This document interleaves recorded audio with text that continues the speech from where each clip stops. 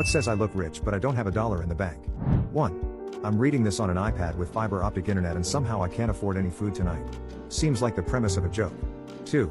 Big designer logos on everything. They always look so tacky. I go out of my way to get clothes without any kind of branding on them. If at most, no more than a tiny logo. 3. I have a friend with a 60k truck that doesn't drive anywhere because gas is too expensive. He is spending like $100 a week for his 20-minute commute. His dumbass is 20. Conversely, I drive a 2015 Versa and everyone thinks I am dirt poor. But the dang thing is paid for and runs great. 4. Flashing cash in your dating profile pic. 5. A $60,000 car parked in front of your run-down single-wide trailer. 6. When they're obsessed with money talk, how to make money, how someone could afford something.